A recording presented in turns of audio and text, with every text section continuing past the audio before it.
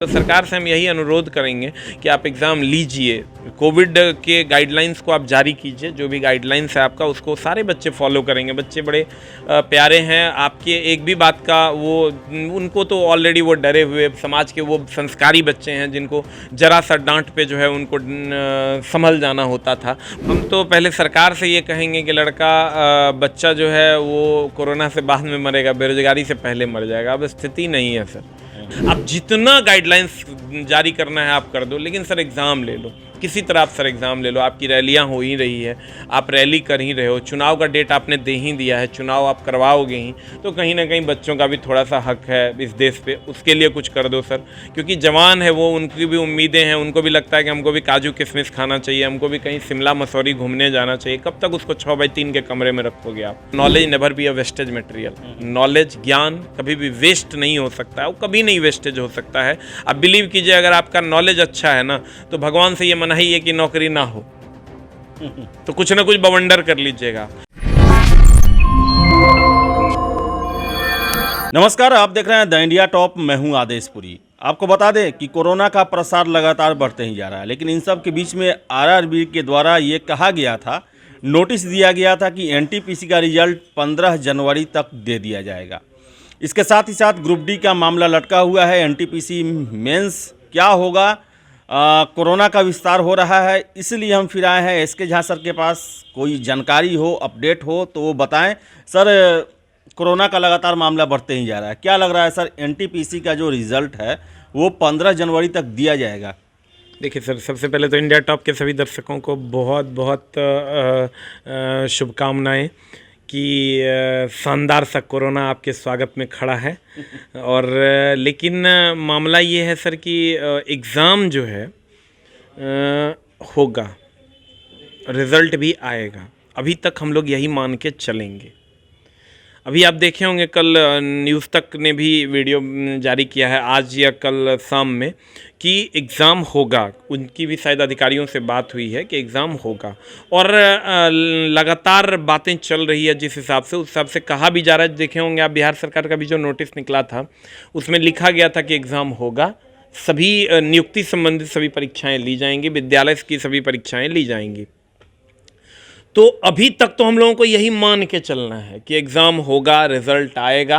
अब बहुत ज़्यादा टाइम है नहीं, अब 1-2 दिन में ये पता भी चल जाएगा कि रिज़ल्ट आ रहा है कि नहीं आ रहा है। और रिज़ल्ट अगर दे दिया जाएगा तो नोटिस भी बहुत जल्द हम लोगों को मिल ही जाएगा कि एग्ज़ाम होगा कि नहीं होगा। अभी आपको ये मान के चलना है कि एग्ज़ाम होगा, इसलिए मान के चलना है कि अगर 1 से 2 दिन या 4 दिन आप बर्बाद कर लेते हैं अपना, तो कहीं ना कहीं आप कंपटीशन से बाहर हो जाएंगे। अगर एग्ज़ाम हो जाता है तो, नहीं होता है तो फिर तो ये कोई बात ही नहीं है। फिर मान लीजिए कुछ ऐसा हो जाता है और एग्ज़ाम नहीं हो पाता है तो वो अलग मैटर, लेकिन अभी हम लोग यही मान के चलेंगे कि एग्ज़ाम होगा। सर, रिजल्ट देना तो बहुत बड़ा चीज़ नहीं है, मुझे पूरा विश्वास है कि 15 जनवरी तक एनटीपीसी का रिजल्ट आ जाना चाहिए। लेकिन मेन मामला है मेंस को लेकर। इसके मेंस जो 14 से 18 फरवरी है, क्या आपको लगता है कि ऑल इंडिया वाइज ये एग्ज़ाम होता है? और कितने राज्यों में स्थितियाँ ख़राब है? दिल्ली में लॉकडाउन लगा दिया गया है। क्या लगता है सर कि, और क्या आप स्ट्रेटजी बताएंगे? तैयारी करते रहना चाहिए छात्रों को? मेरे ख्याल से तो छात्रों को तैयारी करते रहना चाहिए, उसमें कहीं से भी ढिलाई नहीं बरतना चाहिए। क्योंकि सर देखिए, सरकार को चूँकि चुनाव भी लड़ना है, अभी बहुत सारे राज्यों में चुनाव है, यूपी में चुनाव है, तो कहीं ना कहीं यूपी एक बहुत बड़ा टेरिटरी है, तो बहुत सारे राज्यों में चुनाव है। तो चुनाव को मद्देनज़र रखते हुए सरकार भी ये जान रही है कि बेरोजगारी एक बहुत बड़ा मुद्दा है, विपक्ष उस पर घेर भी रही है।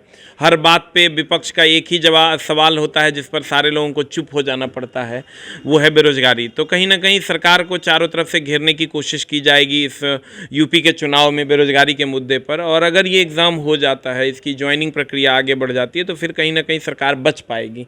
तो आप देखे होंगे यूपी में अभी कोई लॉकडाउन नहीं लगाया गया है और वहाँ सभी चीज़ें नियमित रूप से चल रही हैं।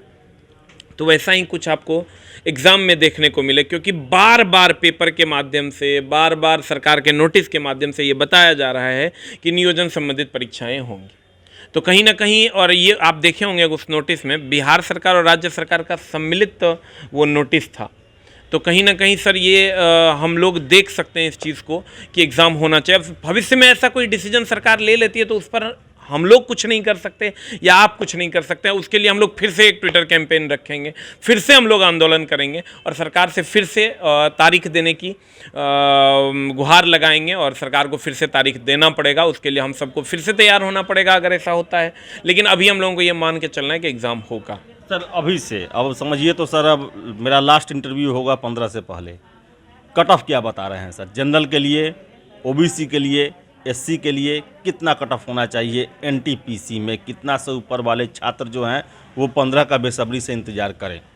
सर देखिए, सबसे बड़ी बात कि कट ऑफ बहुत सारी चीज़ों पे डिपेंड करता है। हम बहुत बार बोले भी हैं अलग अलग चैनल्स पे कि इस कट ऑफ डिपेंड करेगा आपकी कैटेगरी क्या है, आपका कास्ट वाइज रिजर्वेशन क्या है और आप किस बोर्ड में अप्लाई किए हैं, किस पोस्ट के प्रेफरेंस आपने क्या दे रखा है और किस पोस्ट के लिए आप एलिजिबल हैं। तो ये सब चीज़ों पर कट ऑफ डिपेंड करेगा। लेकिन सर फिर भी हम लोग देखते हैं कि मिनिमम 55 से 65 के बीच में रिजल्ट आ जाना चाहिए। कुछ कुछ बोर्ड में 55 से कम में भी रिजल्ट हो जाएगा और कुछ कुछ बोर्ड में कुछ कुछ पोस्ट के लिए 65 से ज़्यादा में भी रिजल्ट होगा। तो ये फिक्स नहीं कह सकते, लेकिन जनरल का यूआर का जो कट ऑफ है, रॉ मार्क्स की हम बात करें तो 55 से 65 होना चाहिए, कम से कम इतने मार्क्स तो आने ही चाहिए। लेकिन किसी किसी बोर्ड में आप देखिएगा, जैसे बहुत जम्मू कश्मीर गुवाहाटी का कभी कभी बहुत अप चल जाता है, कभी कभी बहुत डाउन चला जाता है। तो किसी किसी बोर्ड में हो सकता है 55 से कम जाए थोड़ा बहुत, और किसी किसी बोर्ड में हो सकता है 65 से ज़्यादा चला जाए किसी किसी पोस्ट, किसी किसी कैटेगरी के लिए।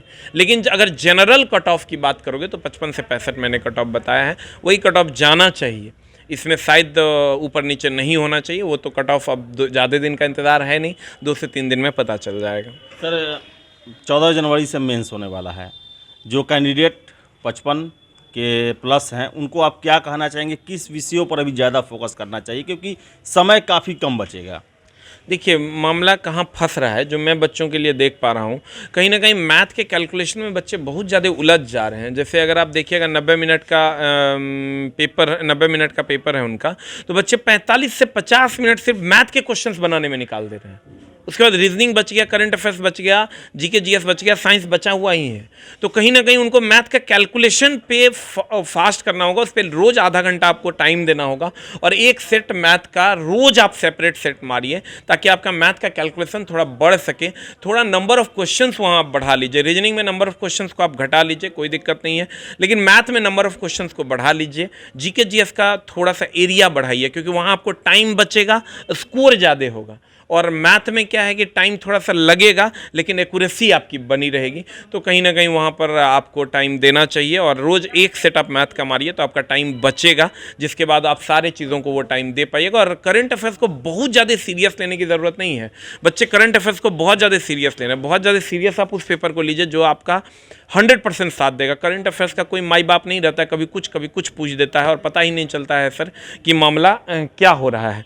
तो आपको क्या करना है, करंट अफेयर्स में जो सब लोग बनाएंगे वो आप भी बना दीजिएगा। एक थोड़ा बहुत पढ़ लेना है कि दूसरा टाइप हमसे कवर हो जाए, और तीसरा टाइप जो किसी से नहीं बनेगा उसको छोड़ देना है, और वो टाइम आप मैथ, रीजनिंग और स्टैटिक और साइंस में लगा दीजिए, आपका काम हो जाएगा। पिछले साल सर जनवरी में ही आपसे मुलाकात हुई थी, उस समय भी एनटीपीसी चल रहा था, और इस साल भी अभी 1 साल हो गया एनटीपीसी चल रहा है। कब आपको लगता है कि सर ये समापन इसका होगा? 1 साल तो हो गया सर एनटीपीसी। देखिए, कहीं ना कहीं अगर टाइम से भी एग्ज़ाम होता है तो फरवरी में एग्ज़ाम होगा, उसके बाद फिर इसका रिजल्ट आना है मेंस का, फिर उसके बाद साइको होना है, साइको के बाद टाइपिंग वाले पोस्ट के लिए टाइपिंग होना है, और उसके बाद फाइनल मेरिट तक बच्चे पहुंच पाएंगे। तो कहीं ना कहीं टाइम तो लगेगा इसमें। कम से कम अगर सरकार टाइमली सब कुछ कर लेती है फिर भी 3 से 4 महीने लग जाएंगे। अप्रैल मई तक इसे पूरा खत्म होने का अप्रैल मई तक संभावना है कि ये चीज़ें पूरी कर दी जाए। और उधर ग्रुप डी के भी बच्चे बहुत परेशान हैं, सरकार से हम अनुरोध करेंगे। ग्रुप डी का सर क्या लगता है सर? उनका एग्ज़ाम बहुत बड़ी संख्या है सर, और पूरे देश में कोरोना को लेकर स्थिति ठीक नहीं है। फरवरी तक तो आशा है कि कम हो जाएगा। क्या कहना चाहेंगे उन कैंडिडेटों को सर? हम तो पहले सरकार से ये कहेंगे कि बच्चा जो है वो कोरोना से बाद में मरेगा, बेरोजगारी से पहले मर जाएगा। अब स्थिति नहीं है सर, बच्चों की अब वो स्थिति नहीं है कि बच्चे रह के पढ़ पाएँ, और वो पेशेंस अब उनमें नहीं है कि वो पढ़ाई कर पाएँ। तो सरकार से हम यही अनुरोध करेंगे कि आप एग्ज़ाम लीजिए, कोविड के गाइडलाइंस को आप जारी कीजिए। जो भी गाइडलाइंस है आपका उसको सारे बच्चे फॉलो करेंगे। बच्चे बड़े प्यारे हैं आपके, एक भी बात का वो उनको तो ऑलरेडी वो डरे हुए समाज के वो संस्कारी बच्चे हैं जिनको जरा सा डांट पे जो है उनको संभल जाना होता था, वही बच्चे आज यहाँ तक पहुँचे हैं। तो वो आपके गाइडलाइंस को एकदम मान मानेंगे। आप जितना गाइडलाइंस जारी करना है आप कर दो, लेकिन सर एग्ज़ाम ले लो, किसी तरह आप सर एग्ज़ाम ले लो। आपकी रैलियां हो ही रही है, आप रैली कर ही रहे हो, चुनाव का डेट आपने दे ही दिया है, चुनाव आप करवाओगे ही, तो कहीं ना कहीं बच्चों का भी थोड़ा सा हक है इस देश पे, उसके लिए कुछ कर दो सर। क्योंकि जवान है वो, उनकी भी उम्मीदें हैं, उनको भी लगता है कि हमको भी काजू किशमिश खाना चाहिए, हमको भी कहीं शिमला मसूरी घूमने जाना चाहिए। कब तक उसको 6x3 के कमरे में रखोगे आप?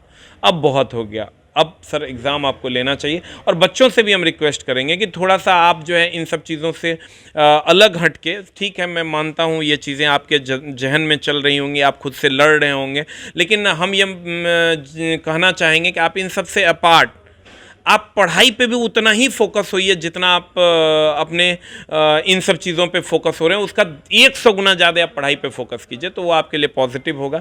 और कहते हैं ना, knowledge never be a wastage material. Knowledge, ज्ञान कभी भी वेस्ट नहीं हो सकता है, वो कभी नहीं वेस्टेज हो सकता है। आप बिलीव कीजिए, अगर आपका नॉलेज अच्छा है ना, तो भगवान से ये मनाही है कि नौकरी ना हो, तो कुछ ना कुछ बवंडर कर लीजिएगा।